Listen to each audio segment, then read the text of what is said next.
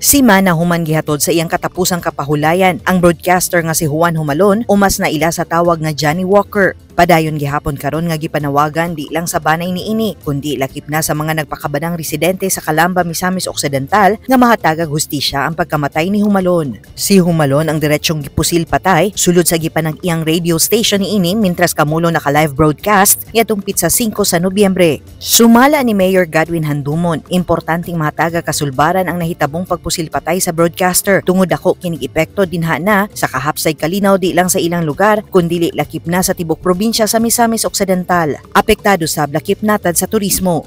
Kinahanglan nga ma-resolve pa nato ni siya sa madaling panahon, no, nga para ang katawhan dili siya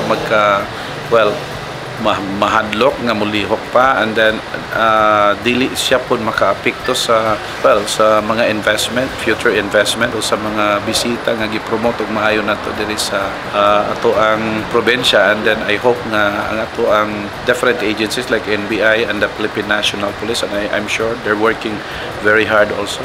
Dugang sa mayor, dakog tabang ang programa ni Humalon sa paghatag sa insaktong impormasyon o pagdasig sa mga katawhan sa mga nagkadaiyang programa sa gobyerno.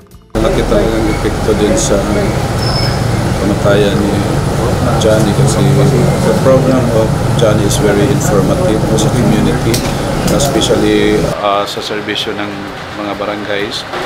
Kung anong ginagawa namin sa community, talaga naman si Johnny is malakas talaga ito paano sa inform sa community.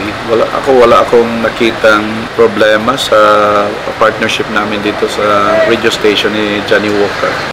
Sa ulahing update nga gipagawa sa SITG Johnny Walker, usa ka construction worker ang gidakop sa mga otoridad pitsa 14 sa Nobyembre agi sa usa ka buy-bust operation sa Purok 5, Barangay Diban, Calamba, Misamis Occidental. Kinsa gituho ang driver sa gisakyang motorsiklo sa mga suspek. Gawa sa illegal nga droga, lakip sa nakuha sa mga otoridad ang tulo ka mga buhing bala sa kalibre 45 nga pistola. Din sa gihimong ballistic examination sa PNP Forensic Unit, migawas nga parehong bala ang gigamit sa pagpusil patay kay Humalon ug ang balang nakuha sab sa kasong attempted murder kay Calamba Municipal Engineer Jobson Baunes niadtong pitsa 23 sa Oktubre.